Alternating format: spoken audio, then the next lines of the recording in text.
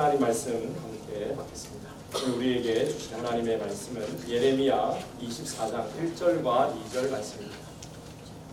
구약성경 예레미야서 24장 1절과 2절 말씀, 성경이 있으신 분들은 찾으시고 없으신 분들은 화면이나 주보 2면에 보시면 말씀이 있습니다. 보시면서 함께 합독하시도록 하겠습니다.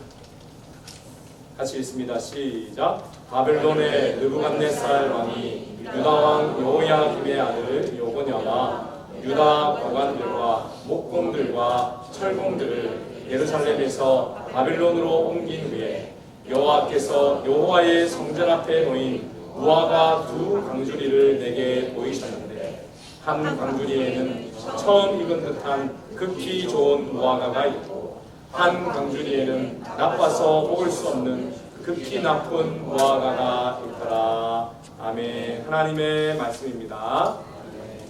할렐루야. 사랑하는 여러분, 오늘도 주 안에서 참 좋은 주일입니다. 예수님의 이름으로 여러분을 축복합니다. 오늘도 이 말씀으로 절망 속에 두신 여전한 소망이라는 제목으로 말씀을 전할 때에 먼저 하나님께 영광이요 하늘로부터 은혜와 평강이 여러분에게 충만히 임하시길 예수님의 이름으로 축원드립니다. 지난 한 주는 우리 사랑하는 고 김창선 집사님을 기리면서 온 교회 성도들과 함께 천국의 믿음을 다지는 그런 장례식이 되어서 참 감사가 있었습니다. 죽음과 절망만 있을 것 같은 상황에서도 여전히 소망이 가득한 한 주가 되어 하나님께 감사했고, 또한 물심양면으로 섬겨주신 우리 성도님들께도 깊이 감사를 전합니다. 사랑하는 여러분, 그렇죠? 죽음이라는 것이 항상 우리 곁에 있기에 우리는 참으로 언제 죽을지 모르는 그 인생을 살고 있지만, 죽음 앞에 준비가 된 인생, 유일한 소망이신 예수님을 믿었다면 그 상황에서도 그 인생에도 소망이 있음을 믿습니다. 로마서 14장 9절에 그래서 예수님을 이렇게 증언하고 있습니다. 이를 위하여 그리스도께서 죽었다가 다시 살아나셨으니 곧 죽은 자와 산 자의 주가 되려 하십니다. 사랑하는 여러분, 예수님을 믿으십니까? 아멘이십니까? 그렇다면 여러분, 살아도 여러분에게는 소망이 있고 여러분이 죽으셔도 소망이 있음을 믿으시기를 바랍니다. 왜냐하면 여러분이 주님으로 고백하며 영접하신 우리 예수님은 이 말씀 그대로 죽은 자와 산 자의 주가 되시기 위해서 이 땅에 오셔서 우리를 대신해 죽으시고 죽음을 이기시고 부활하셨기 때문입니다. 그러면 여러분, 죽음 앞에서도 죽음을 이길 수 있는 힘은 오직 예수님밖에 없음을 여러분 고백하십시다. 어떠한 절망의 순간에서도 이길 수 있는 힘, 능력을 여러분의 것으로 삼으시는 오늘 되시기를 축복합니다. 그러므로 오늘 절망 속에 두신 여전한 소망이라는 제목으로 말씀을 나눌 때에 여러분, 세상 사람들처럼 부와 명예만을 쫓아가다가 마지막에 허무하도다라고 하는 그러한 인생이 아니라 여러분, 산자와 죽은 자의 주가 되신 예수님과 동행하며 이 땅에서도 복을 받고 또한 죽어서도 천국의 복을 받아 누리는 소망이 넘치는 여러분 되시기를 바랍니다. 여러분의 그 뜨거운 여러분 천국에 대한 확신과 소망이 여러분을 통해서 여러분의 가정과 가문과 모든 관계에 흘러 넘쳐가시기를 바랍니다. 그래, 오늘도 다시 힘을 내어서 여러분 하늘 길을 걷는 저와 여러분 되시기를 예수님의 이름으로 다시 한번 축원드립니다. 여러분, 오늘 하나님께서는 말씀을 통해 무화과 두 광주리의 비유를 주시는데요. 이것은 심판 후에 희망을 보여주시기 위함이었습니다. 다시 한번 여러분 1절과 2절의 말씀 본문으로 한번 돌아가 보시면, 바벨론의 느부갓네살 왕이 유다 왕 여호야김의 아들 여고냐와 유다 고관들과 목공들과 철공들을 예루살렘에서 바벨론으로 옮긴 후에 여호와께서 여호와의 성전 앞에 놓인 무화과 두 광주리를 내게 보이셨다. 그렇게 말씀하십니다. 그 광주리를 보니 하나는 극히 좋은, 처음 익은 듯한 극히 좋은 무화과이고 또 하나는 나빠서 먹을 수 없을 정도로 썩어 있는 나쁜 무화과다라고 증언합니다. 여러분, 고 김창선 집사님께서 돌아가심으로 당신의 모든 삶과 또 특별히 고난 중에서도 또 몸이 불편한 중에서도 잃지 않았던 그 믿음의 역사가 이제는 우리 교회의 역사가 되었죠. 마치 그것처럼 우리가 오늘 읽은 이 무화과 두 강주리의 비유 말씀도 이스라엘의 어떤 역사적 배경을, 그 시점을 배경으로 하고 있습니다. 좀 더 여러분 구체적으로 말씀을 드리자면 주전 597년에, 다시 말해 예수님이 오시기 전 600여 년 전에 하나님께서 예레미야에게 주신 그 경고의 말씀대로 그대로 이루어져서 여호야긴 왕과 백성들이 바벨론으로 두 번째로 끌려가는 사건이 벌어졌는데요. 그것이 바로 1절에 등장하고 있습니다. 여러분, 첫 번째로 끌려갔던 적이 그러면 있다는 말씀이죠. 첫째가 바로 605년이었습니다. 다니엘과 세 친구들이 포함된 1차 포로였어요. 1차 포로 사건이었고, 오늘이 여러분 둘째인데 597년입니다. 여러분 1절을 여러분 다시 한번 보십시오. 이 말씀이 주어질 때 당시 여러분 최강대국이었던 바벨로니아, 여기는 바벨론이라고 되어 있죠. 역사적으로 하면 여러분 구바벨로니아가 있고 신바벨로니아가 있는데 여기서는 신바벨로니아 제국입니다. 이 바벨로니아의 느부갓네살 왕이 이스라엘로 다시 쳐들어옵니다. 1차도 쳐들어오고 2차 또 쳐들어와서 당시 왕이었던 여호야긴, 오늘 본문에 보니 여호야김의 아들이라고 이야기합니다. 그의 별명이 나오고 있는데요. 이름이 여고냐예요. 여고냐. 여러분 저도 이름이 두 개가 있습니다. 저의 임준경이라는 이름이 있고 어렸을 때 아명이 있는데 이 여고냐도 여호야김 왕의 이 이름이라고 할 수 있겠습니다. 두 번째 이름이죠. 그래서 여러분 여고냐, 즉 여호야긴 왕과 그 당시에 정부 고관들 그리고 기술자들을 바벨론으로 다시 다 포로로 끌려가는 사건이 오늘 말씀의 배경이라는 것이죠. 그래서 여러분 그 당시의 역사를 보면 두 통치 기관이 있었습니다. 하나는 여러분 끌려가서 바벨론에 있는 여호야긴 왕을 주축으로 세운 망명 정부이고요.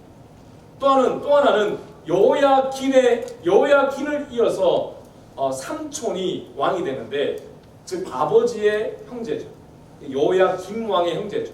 마지막 왕이 되는데 시드기야라고 제가 별명을 붙였죠. 그 시드기야 왕이 이 중심이 된 남은 자들의 정부입니다. 그래서 여러분 이 하나님께서 두 지역에 두 왕이 있는 그 지역에 있는 성도들을 보면서 두 개의 무화과 나무 비유를 오늘 하고 계신 것이죠.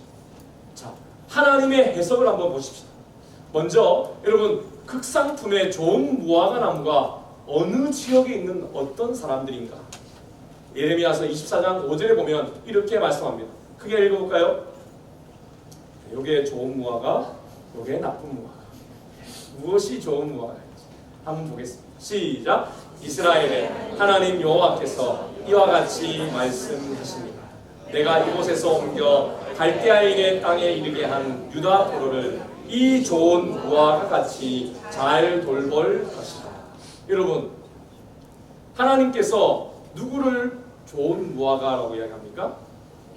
바벨론으로 끌려간 사람들입니다. 자, 수천 킬로를 걸어서 여러분 착고에 묶여서 그렇게 걸어갔다고 역사적으로 기록합니다. 온갖 고초를 당했습니다. 노예로 여러분 끌려가는 것입니다. 그렇게 살 줄 알았습니다. 여러분 그런데 하나님이 그들을 지금 바벨론에 끌려간 그들을 극상품이라고 이야기합니다. 놀라운 하나님의 말씀이죠. 왜냐하면 여러분 이것은 뭔가 희망을 주는 말씀이기 때문입니다. 지금 절망 중에 있어야 할 것 같은데 하나님이 뭔가 희망을 주시려는 말씀인 것이죠. 그래서 여러분 나는 이제 죽었다, 나는 이제 끝났다 라고 모든 끌려갔던 자들이 생각하고 있을 바로 그때에 하나님께서는 예레미야 선지자를 통해 무화과 두 강주리의 환상을 통해서 너희들은 내가 뽑은 극상품의 무화과야 이렇게 이야기합니다. 옆에 분들에게 한번 축복하도록 하겠습니다. 당신은 하나님이 뽑은 극상품의 무화과입니다. 시작! 아멘이십니까? 네. 여러분 말씀을 다시 보시면 끌려간 자들은 요야긴 왕뿐만이 아니지요. 유다의 고관들과 목공들과 또 철공들까지 있었다고 구체적으로 말씀하고 있습니다. 여러분 유다의 고관들이라면 궁정에서 왕의 그 사물로 왔던 그러한 인물입니다. 조선시대 여러분 그 육조의 판서들 같은 그러한 인물들이겠죠. 여러분 또 목공, 철공들은 국가의 여러분 성을 쌓는 축성에 일을 했던 사람들이나 그리고 무기를 제조했던 그런 기술자들입니다. 지금 우리 한국으로 이야기하면 원자력 기술자들, 여러분 가이스트 학자들, 뭐 이런 분들, 과학자들을 말하고 있어요. 여러분 그런데 이 극상품 포도나무, 무화과 나무 중에 누가 있었냐면 에스겔도 있었어요. 그럼 1차 포로에는 다니엘이 잡혀갔다 그랬죠. 2차 포로에는 누가 함께 갔다? 소년 에스겔이 같이 갑니다. 자 여러분 어쨌든 이들이 여러분 비록 수천 킬로 떨어진 그곳의 땅으로 끌려갔지만 그 절망 속에서 하나님은 구원을 다시 볼 자다 그렇게 말씀하고 있어요. 헛된 꿈이 아니다. 내가 너희들에게 안정케 하겠다. 혹독한 심판이 너에게 닥쳤지만 너에게는 오히려 구원의 소망이 있다라고 지금 메시지를 전하고 계신 것입니다. 자 그렇다면 여러분 극히 나쁜 무화과는 누구일까? 하나님께서 친히 8절에 이렇게 해석해 주십니다. 같이 또 읽어볼까요? 시작! 여호와께서 이와 같이 말씀하시니라. 내가 유다의 왕 시드기야와 그 고관들과 예루살렘의 남은 자로서 이 땅에 남아있는 자와 애굽 땅에 사는 자들을 나빠서 먹을 수 없는 이 나쁜 무화과 같이 버리네. 여러분 누가 나쁜 무화과라고요? 예루살렘에 남은 시드기야 왕과 똑같이 정부 고관들과 남아있는 자들을 하나님은 뭐라고요? 나쁜 무화과다 이렇게 비유로 말씀하십니다. 여러분 왜 하나님이 이와 같이 말씀하셨을까요? 끌려간 자들만 고생해서 그랬을까요? 끌려간 자들만 고향을 잃어서 그랬을까요? 여러분들처럼 이방 땅에 여러분 이민 간 자들에 대해 하나님의 그들만이 그렇게 고생해서 그랬을까요? 아니에요. 여러분. 시드기야 왕과 남아있는 이스라엘 땅에 남아있는 자들도 여러분 역사의 가운데 보면 극심한 고통을 당했습니다. 똑같이 고통을 당한 거예요. 그런데 왜 한쪽은 좋고 왜 이 한쪽은 나쁘다고 말씀하십니까?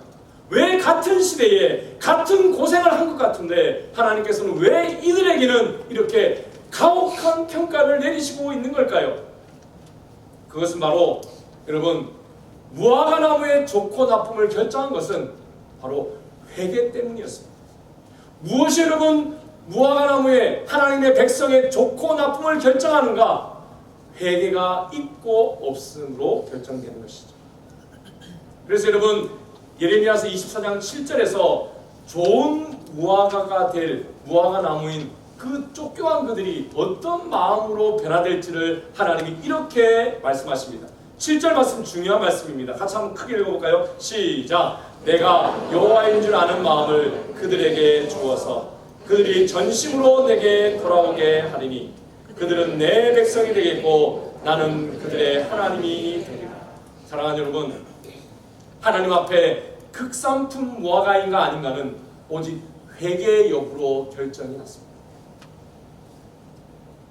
죄로 인하여 똑같이 심판을 받았지만 이방 땅으로 끌려가 갖은 고초를 다 당했다고 고생했다고 여러분 하나님이 이 말씀을 하시는 것이 아님을 깨닫습니다. 남은 극하품 여러분 무화과 썩은 무화과도 무화과인 유다 땅에 남아있는 시드기야와 백성들도 여러분 큰 고초를 당했기 때문입니다. 여러분 저들이 달라진 이유는 그러므로 고생이 아니라 회개 때문입니다. 회개하는 자가 되었기 때문입니다. 사랑하는 여러분, 내가 여호와인 줄 아는 마음을 그들에게 주었다라고 이야기했죠. 바벨론에 여러분 한 사람이 먼저 가 있죠. 누구죠? 다니엘이 먼저 가 있죠. 다니엘이 총리가 됐어요. 하나님의 말씀을 그냥 위에서 뻥뻥뻥뻥 터뜨리는 거죠. 하나님이 그렇게 합니다. 그리고 그들이 회개하기 시작합니다. 여러분, 저들이 돌아오는 것을 여러분 다시 보십시오. 어떻게 돌아온다고 하나님 말씀하시냐면 중심을 보신 하나님이 저들을 볼 때 전심으로 돌아올 것이다 라고 이야기합니다. 사랑하는 여러분, 전심이라는 단어는요 오직 결혼하는 대상에게만 쓰는 단어라고 할 수 있습니다. 여러분, 제가 몇 번 예화를 드렸지 않습니까? 결혼할 사람이 당신을 사랑합니다, 오직 당신만을 사랑합니다 라고 나에게 고백을 했는데, 남자가 그렇게 고백을 했는데, 여러분 동시에 어떤 여자한테 가서 나는 당신도 사랑해요, 그럼 안 되잖아요. 그래, 이런 전심이 아니라 반심이요, 배신입니다. 여러분 그렇게 고백한 남자하고 같이 살겠습니까? 물론 여자들하고도 그렇게 못 살죠. 그렇습니다. 사랑하는 여러분, 전심으로 돌아왔어요. 그 먼 바벨론 땅에서 다시 하나님의 백성이 될 수 있는 그 전심을 되찾았어요. 저들에게 하나님이 특별히 하시는 일이 있었어요. 끌려간 에스겔 선지자가 하나님 앞에 부름받아서 하나님의 계시를 받습니다. 놀라운 계시를 받습니다. 에스겔서 11장 16절에 이렇게 에스겔이 하나님의 받은 메시지를 전합니다. 같이 또 읽어볼까요? 시작. 그런즉 너는 말하기를 주 여호와의 말씀에 내가 비록 그들을 멀리 이방인 가운데로 쫓아내어 요나나에 흩었으나 그들이 도달한 나라들에서 내가 잠깐 그들에게 성소가 되리라 하셨다. 사랑하는 여러분, 지금 예루살렘은요 성전이 파괴되어 없습니다. 그리고 하나님 앞에 예배 드릴 수 있는 자리가 사라진 것이죠. 그런데 하나님이 지금 어디에 가 계신가? 회개하는 바벨론 땅에 하나님이 가신 거예요. 그런데 여러분 거기에 성전을 세울 수 없지 않습니까? 근데 오늘 말씀에 보면 놀라운 하나님의 말씀이 기록됩니다. 성전 세울 필요 없다. 내가 너희의 성전이 되겠다. 내가 너희의 성전이 되어 직접 너희를 지키고 너희의 예배를 받겠다. 왜냐하면 너희는 회개했으니까. 그렇게 말씀하고 있습니다. 여러분 여기에 잠시라고 말씀하십니다. 바벨론 70년 세월을 말합니다. 여러분 잠시 하나님께서는 건물이 아니라 하나님이 저들의 하나님이 친히 되실 것을 약속하고 계십니다. 사랑하는 여러분, 저들이 회개할 것이기 때문에 그렇습니다. 여러분 아무리 저들이 죄를 지어 노예의 신분이 되었다 해도 고향에서 쫓겨나 이방의 수천 킬로 떨어진 곳에 홀로 떨어진 상황이었다 해도 죄에 대한 징계를 마땅한 것으로 여기고 자기의 죄를 회개하며 그 심판을 순순히 받아들인 이들에게는 다시 소망이 있었던 것이죠. 여러분 회개하는 그곳에 하나님이 계십니다. 아멘이십니까 여러분? 아멘. 그렇습니다. 그리고 여러분 하나님이 70년간 저들의 성소가 되어 함께 하시다가 기간이 되어서 여러분 죄에 대한 대가를 치름으로 전심으로 하나님과 함께 된 저들을 다시 회복하실 것을 또한 약속하십니다. 그들을 통해 나라를 다시 세울 것을 약속하십니다. 여러분 여호와를 알되 전심으로 그분께 돌아오는 여러분 되시기를 축복합니다. 여러분 사랑으로 주님 앞에 나오시기를 바랍니다. 여러분 하나님께서는 심판이 목적이 아닙니다. 다시 하나됨, 다시 서로 사랑함, 이것이 목적인 것이죠. 그런데 여러분 같은 고생을 했어도 같은 시대를 살았어도 예루살렘의 남은 자들은 이 복을 받지 못했어요. 왜냐하면 저들은 뭘 하지 않았기 때문에? 회개하지 않았기 때문에. 여러분 거짓 선지자들이 안심해라 안심. 야 회개 안 해도 하나님 너를 사랑해. 자꾸 여러분 거짓된 복음을 전했습니다. 포로됨으로 인하여 예루살렘에 남아서 야 하나님이 너희를 왜 남게 한 줄 알아? 저 끌려간 저 백성들은 죄를 많이 지어서 끌려갔지만 너희는 의로운 백성이기 때문에 남겨두신 거예요. 이런 거짓된 메시지를 계속해서 흘렸습니다. 그래서 저들은 남아있는 저들은 자기의 죄가 있음에도 불구하고 스스로 눈을 가리고 스스로 마음을 닫아버렸어요. 사랑하는 여러분, 시간이 지난다고 장소를 옮긴다고 회개하지 못하는 저들의 모습을 한번 보십시오. 여러분 따라해 볼까요? 고생한다고 회개하는 것은 아니구나. 고생한다고 회개하지 않습니다. 그러면 여러분 오늘 회개의 복을 받으시기를 축복합니다. 여러분 회개는 결코 우연히 오지 않습니다. 고생한다고 오지 않는다 그랬죠. 큰 상처를 가지고 있다고 그 사람이 또 회개하지 않아요. 오히려 고생과 상처가 자랑이 될 가능성도 많아요. 그래서 간증을 이렇게 나누는 거 보면 고생과 상처를 이야기합니다. 예수님 만나서 아는 것을 고백하는 것이 간증입니다. 여러분 고생과 상처가 자랑이 되면요, 결국 하나님도 고생 때문에 거부할 수도 있습니다. 오늘 이스라엘 남은 자들이 그랬습니다. 저는 여러분 예전에 이 예언서를 읽을 때 정말 불편했습니다. 특별히 이 예레미야서하고 이사야서는 읽다가 얼마나 많이 포기했는지를 모릅니다. 성경 처음 읽독할 때 제일 어려웠던 것이 이사야 예레미야예요. 왜냐하면 조금만 읽으면 회개하라, 뭐 회개하라 나오면 마음이 뜨끔뜨끔합니다. 죄 안 지은 날이 없잖아요. 그래서 여러분 자꾸 읽으면서 왜 자꾸 회개하라 하시지? 자존심 상해 죽겠네. 그런 생각이 자꾸 드는 거예요.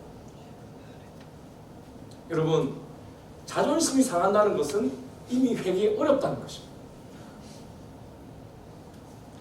여러분 하나님께서 회개하라고 하는 이유는요, 여러분 우리의 자존심을 건드시려고 하는 것이 아닙니다. 여러분의 죄를 없애시기 위해서요. 아멘이십니까? 여러분 죄는 여러분이 없앨 수 없다라고 고백하는 것이 회개예요. 예전에 여러분 어떤 분이 이러시더라고요. 목사님, 제가 지금 의사가 한 달 시한부 판정을 주셨습니다. 그런데 그 판정을 받고 보니 제가 죽어도 언제든지 천국에 갈 수 있다고 생각했는데 너무 마음이 불안합니다. 그래서 밤마다 깨어나서 울고 있습니다. 그렇게 해요. 집사님 어떻게 하십니까? 그랬더니 목사님 그때마다 회개했습니다. 또 회개하고 회개했습니다. 그런데 목사님 제 마음이 왜 이렇게 불안하고 불편할까요? 그분은 회개를 잘못 알고 계셨어요. 회개는 그냥 입술로 고백하는 것이 회개라고 생각했어요. 아니에요. 회개는 죄를 예수님께 맡겨드리는 것이 회개예요. 내가 이 죄를 해결할 수 없음을 인정하고 맡기는 것이 회개예요. 여러분이 입술로 회개 다 할 수 있으면 저기 안 믿는 사람들이나 똑같은 회개하고 예수님의 십자가 필요 없습니다. 여러분 죄는 여러분이 결코 없앨 수 없습니다. 아멘이십니까? 네. 죄는 하나님만이 없앨 수 있는 거예요. 그것을 인정하고 회개하라고 하셨을 때 내 자신을 죄인의 모습으로 주님께 드리는 이것이 회개입니다. 여러분 죄를 하나님의 아들 예수님께 맡기시기를 축복합니다. 여러분 두려움도 맡기셔야 합니다. 염려도 맡기셔야 합니다. 여러분이 어떻게 감당할 수 있겠습니까? 사랑하는 성도 여러분, 이 세상에 많은 사람들은 그래서 다른 사람들을 회개하려고 회개시키려고 하는 사람들만 가득합니다. 나는 회개했다는 거죠. 나는 상처받았다는 거죠. 나는 용서할 수 없어라고 이야기합니다. 그래서 원수 맺고 외치는 자들이 대부분입니다. 여러분 세상의 방식을 거스르는 여러분 되시기를 축복합니다. 여러분 그래서 회개에는 참된 용기가 필요합니다. 타인이 아니라 나에게 손가락질할 수 있는 여러분 참된 용기입니다. 여러분 저주가 아니라 축복을 외칠 수 있는 용기가 회개입니다. 상처를 딛고 사랑할 수 있는 용서만이 가능한 것이 회개라는 것입니다. 그 사람만이 회개에 이를 수가 있습니다. 여러분 회개는 그래서 많이 한 불량이 회개 많이 했다는 것이 아니에요. 회개는 바로 해야 되는 것이죠. 여러분이 그 주인공이 되시기를 축복합니다. 여러분, 설교가 사실은 오늘 무화과 나무로 하면 여기서 끝납니다. 근데 여러분, 설교를 준비하면서 제가 한 가지 질문을 하나님께 드렸습니다. 하나님, 이 말씀 가운데 가장 건강한 싱싱한 무화과 나무가 누구일까요? 여러분, 오늘 예레미야서에서 누가 가장 싱싱하고 건강한 무화과 나무인 것 같습니까? 무화과 열매인 것 같습니까? 질문은 참 어려운 질문인 것처럼 보이는데요, 실상은 답을 찾기가 쉬웠습니다. 바로 예레미야 선지자였기 때문이죠. 여러분, 가장 건강한 예레미야 선지자의 다음 행보가 궁금하지 않으세요? 오늘 여러분, 이 설교가 예레미야서 마지막 설교이거든요. 그래서 마지막 행보를 한번 따라가 봅시다. 자, 여러분, 예레미야의 그 다음 행보는 이것입니다. 나쁜 무화과 열매라 칭한 그 백성들과 끝까지 함께했습니다. 사랑하는 여러분, 성경은 권선징악의 스토리가 아니에요. 너 잘못됐으니까 너 저주를 받아요. 너 잘했으니까 너 축복받아요. 여러분, 이렇게 끝나면 성경이 아니에요. 여러분, 성경은 여러분, 의인이 죄인을 품는 것까지 나갈 때 그게 성경. 여러분, 진정한 의인이 누구입니까? 죄인들을 품어 안아 변화시킬 수 있는 사람이 의인이라고 할 수 있습니다. 옳은 일을 하는 사람이 의인이 아니라 죄인들을 품어 안아 변화시키는 사람이 의인이에요. 여러분, 아브라함은 멸망 중에 멸망당할 소돔과 고모라 성을 위해서 여러분 전심으로 중보기도 했습니다. 요셉은 자신을 노예로 팔아버린 형들에게 받은 상처에도 믿음으로 용서하고 눈물을 펑펑 흘리면서 형들을 품어 안아서 민족을 구원하는 인물이 되었습니다. 신약의 여러분, 사도 바울은 자신을 태장으로 39대나 여러분 사정없이 온몸을 두들겨 팼던 간수장에게 복음을 전하면서 유럽 최초의 여러분 빌립보 교회를 세웠습니다. 여러분, 오늘 예레미야도 마찬가지입니다. 여러분, 예레미야는 바벨론으로 망명하면 부와 명예를 주겠다는 제안을 받았어요. 그런데 여러분, 단호히 거절했습니다. 좋은 무화과 나무 열매가 바벨론으로 끌려간 저 백성인 것을 여러분 누구보다도 잘 알고 있는 사람이 예레미야입니다. 유유상종이라 복된 곳에 가고 싶지요. 저들과 함께 하고 싶지요. 하나님의 성전이 여러분 여기는 사라지고 거기는 하나님이 함께 하신다 하니까요. 그런데 여러분, 정말로 이상합니다. 나쁜 무화과 나무를 선택해요. 예레미야 40장 4절과 6절의 말씀입니다. 앞절 4절은 당시의 사령관이었던 느부사라단의 제안이고 6절은 예레미야의 반응입니다. 같이 한번 읽어볼까요? 시작! 보라, 내가 오늘 내 손에 사슬을 풀어 너를 풀어주노니 만일 내가 나와 함께 바빌론으로 가는 것을 좋게 여기거든 가자, 내가 너를 선대하리라. 만일 나와 함께 바빌론으로 가는 것을 좋지 않게 여기거든 그만두라. 보라, 온 땅이 내 앞에 있나니 내가 좋게 여기는 대로 옳게 여기는 곳으로 갈지니라 하니라. 예레미야가 미스바로 가서 아이감의 아들 그다랴에게로 나아가서 그 땅에 남아있는 백성 가운데서 그와 함께 사니라. 여러분, 예레미야에게 내가 너에게 다 줄게, 느부사라단 이 사령관이 제안을 했어요. 근데 예레미야가 다 너희 거죠. 예레미야가 여러분 왜 남은 백성을 선택했을까요? 성준 집사님, 왜 다시 돌아왔을까요? 오늘 머리를 너무 멋있게 해서 눈에 띄십니까? 왜 돌아왔을까요? 걸렸을까요? 여러분, 잘하셨어요. 예레미야 마음을 느끼십니다. 그래서 성경 읽을 때 눈물이 펑펑펑 납니다. 한 사람이라도 마지막까지 회개하는 자를 건지기 위해서였습니다.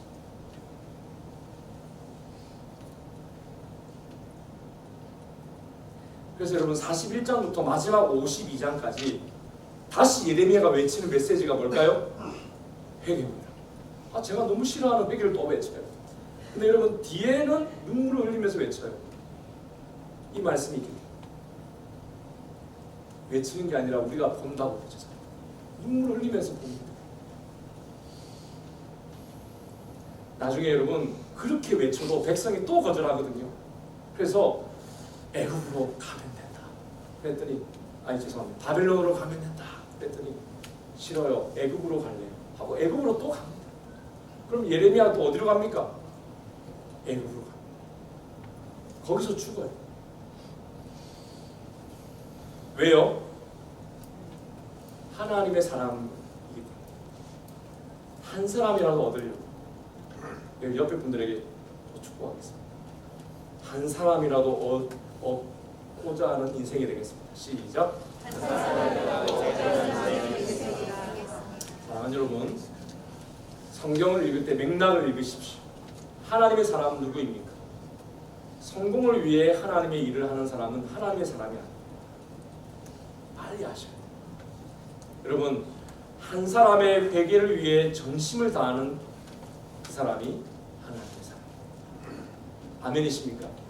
그렇습니다. 여러분, 절망 속에 두신 여전한 소망의 인생, 예레미야 인생이었습니다. 우리 성경에 계속 여러분 나오고 있는 믿음의 선배들의 모습이었습니다. 이미 가 있는 여러분, 바벨론에 끌려가 있는 다니엘도 그랬고 2차에 끌려간 에스겔도 그렇게 살았습니다. 건강한 무화과 열매. 사랑하는 여러분, 이것이 곧 예수님의 모습 아닙니까? 아멘이십니까 여러분? 예수님은 여러분 어떤 분이십니까? 죄로 인하여 죽은 자, 지옥을 향해 달려가고 있는 절망적 인생을 위해 함께 해주실 뿐만 아니라 그들을 위해 죽습니다. 여러분, 그래서 예수님이 가장 위대한 선지자적 사명을 이루신 분이신 것입니다. 십자가에서 대신 죽으신 예수님이 바로 예레미야 사명을 그대로 여러분 옮겨가신 분이 아니십니까? 여러분, 이것을 로마서 5장 7절에서 8절에 바울이 이렇게 고백합니다. 선언합니다. 같이 읽어볼까요? 시작. 의인을 위하여 죽는 자가 쉽지 않고 선을 위하여 용감히 죽는 자가 혹 있거니와 우리가 아직 죄인 되었을 때에 그리스도께서 우리를 위하여 죽으심으로 하나님께서 우리에게 대한 자기의 사랑을 확증하셨느니라. 사랑하는 여러분, 좋은 무화과와 함께하고 싶잖아요. 좋은 바벨론 백성들과 함께하고 싶잖아요. 그게 인지상정 아닙니까? 그들을 위해서 좋은 일 하고 싶잖아요. 근데 예수님은 여러분 그들이 아니라 죄인들을 선택하셨고 그리고 죄인들을 위해 죽음을 선택하셨어요. 예수님은 당신의 생명으로 여러분 죽음을 삼켰습니다. 그분이 바로 우리 예수님이십니다. 여러분, 나는 의로운 사람이야. 나는 이 정도 한 10년 정도 내가 회개했으니까 이 정도 하면 의로운 사람이야. 여러분, 아직도 멀었어요. 여러분을 위해서는 예수님이 죽으셨지만 아직 예수님의 십자가는 여러분의 것이 아닙니다. 사랑하는 여러분, 그러나 여러분이 만약 죄인이라고 고백할 수 있다, 나는 할 수 없는 죄인이라고 고백할 수 있다, 그렇다면 여러분은 참된 의인의 길을 걸어가고 계신 것입니다. 내 스스로 나를 구원할 수 없는 존재라 깨닫고 오늘도 회개의 자리에 갈 수 있다면 여러분은 좋은 무화과 열매입니다. 여러분, 예수님께서 죽으신 십자가의 역사가 여러분의 것입니다. 사랑하는 여러분, 믿음과 구원이 비밀인 이유가 무엇입니까? 가장 절망 속에서 예수님을 바라볼 때 일어나는 역사가 이 회개와 믿음의 역사이기 때문에 비밀입니다. 많은 사람들이 여러분 절망의 순간에, 여러분 낙심의 순간에, 상처의 순간에 하나님도 버려버립니다. 제가 그랬습니다. 저는 여러분 상처받았을 때 돌아오는데 4년이 걸렸다니까요. 절망 속에서 여러분 믿음의 빛을 여러분 다시 따라가기가 얼마나 힘들었는지 저도 잘 압니다, 여러분. 그래서 그것이 비밀입니다. 여러분 좁은 길로 걸어가시기를 축복합니다. 저는 목회를 하면서 무당 일을 하다가 돌아와서 회개하는 성도를 직접 만난 적이 있습니다. 한 달에 1,200만 원 번대요. 여러분 무당이란 직업에서 그렇게 돈을 많이 버는지를 그분을 통해서 제가 알았습니다. 그런데 여러분 그거 다 버리겠대요. 모든 우상을 버리고 하나님의 자녀가 되겠다고 교회로 찾아오셨어요. 그래서 그날 같이 영접하고 회개하고 돌이켰습니다. 제가 호주에 오기 전까지 제가 전화하고 격려해 드렸던 분이십니다. 저는 목회를 하면서 여러분 죽음 앞에 복음을 듣고 새로운 소망으로 병이 나아서 쾌차에서 나오시는 그분들도 여러 번 만났습니다. 저는 목회를 하면서 절망적 상황에서 다시 예수님 앞에 모든 문제를 안고 나아가 부르짖어 기도하는 성도들도 여러 만났습니다. 사랑하는 여러분, 그런데요, 제가 만난 분들 중에 가장 위대한 성도는 누구인가? 죄인들까지도 품어 안아 변화시킬 수 있는 건강한 무화과 같은 성도였어요. 그런 분들이 간간히 있어요. 사랑하는 여러분, 썩은 곰팡이는요 건강한 열매를 썩게 합니다만 건강한 무화과 인생은 사랑으로 곰팡이도 다 새롭게 합니다. 옆에 분들에게 인사 나누겠습니다. 곰팡이도 새롭게 하는 인생이 되십시오. 시작. 아유 여러분, 사랑하는 여러분, 절망스럽습니까? 뭔가 곰팡이처럼 회개해야 될 때입니다. 회개해야 될 때입니다. 아멘이십니까 여러분? 회개해야 될 때입니다. 여러분 포기하고 싶습니까? 끝까지 중보하고 언제까지? 변화될 때까지 여러분 포기하면 회개하면 됩니다. 포기하지 않으면 그럼 여러분 눈을 열어 오늘도 하나님을 바라보십시오. 하나님을 보셔야 돼요. 나를 봐봤자 무서워. 상황도 환경도 변화되지 않습니다. 하나님을 볼 때 길이 열려요. 아멘이십니까? 아멘. 먼저 마음이 새롭게 되셔야 돼요. 말이 믿음의 말이 나와야 돼요. 창조적 인생을 살아가시기를 축복합니다. 여러분 그러므로 입을 열어 기도하셔야 합니다. 입을 열어 기도하셔야 합니다. 예수님께서 지금도 살아계셔서 여러분을 도와주실 것입니다. 예수님이야말로 여러분을 포기하지 않으시기에 여러분을 끝까지 붙잡아 주실 것입니다. 여러분 성령께서 이미 여러분 심령 가운데 함께하고 계심을 믿으시기를 바랍니다. 여러분 속에서 힘을 더해 주실 것입니다. 여러분 하나님이 여러분 포기하지 않고 열정과 열심으로 지켜주실 것입니다. 여러분이 주인공이 되시기를 축복합니다. 예수님과 함께 걸어가는 이 시대의 선지자가 되십시오. 작은 예수가 되시기를 축복합니다. 언제부터 시작할까요? 오늘부터 다시 시작하십시오. 할 수 있습니다. 하늘과 땅의 복의 통로가 되시기를 바랍니다. 여러분 다시 축복하십시다. 아멘이십니까? 네. 여러분 그렇다면 회개의 역사, 용서의 역사, 기적의 역사, 그 축복의 일로 여러분의 삶에 깊이 자리 잡게 될 것입니다. 기도하겠습니다. 우리 말씀을 기억하시면서 함께 간절히 기도하도록 하겠습니다.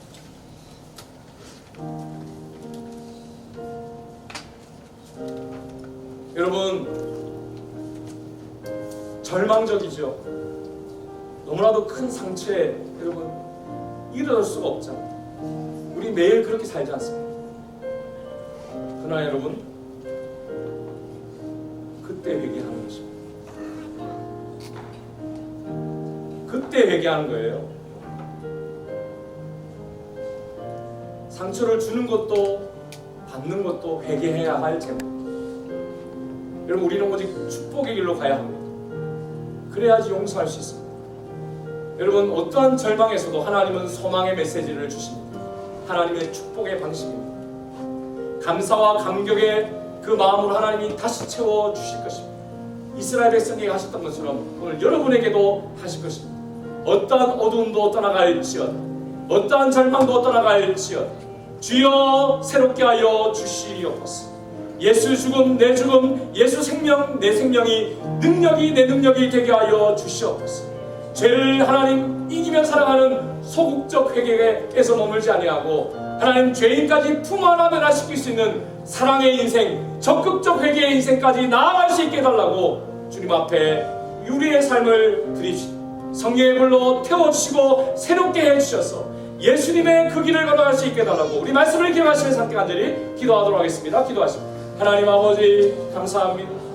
절망 속에서 드신 하나님의 여전한 소망의 메시지를 듣습니다. 감사와 감격의 마음으로 부어주시니 감사합니다. 감사합니다 아버지. 죄악 가운데 물든 나의 영혼, 중독된 내 인생, 하나님의 백성이건만 백성의 기쁨이 아닌 세상의 기쁨을 추구하며 빛을 잃은 나를 주님께 드리기를 소원합니다. 하나님 아버지, 그저 하나님 상처 주고 상처받고 하나님 세상의 고생과 고통 가운데 하나님 그것까지도 자랑하려고 하는 우리의 모습, 죄악된 모습을 십자가에 달려 죽으신 예수님께 드립니다. 나를 거룩한 제물로 드립니다. 하나님 오늘 이 시간 예수 죽음, 그리하여 예수 내 죽음, 예수 부활 내 부활, 예수 내 능력이 되게 하여 주시옵소서. 죄를 이기고 죄를 이기도록 믿어주고 끝까지 사랑하는 하나님 적극적 회개의 인생까지 나아갈 수 있게 하여 주시옵소서. 사랑의 삶을 살아가게 하여 주시옵소서.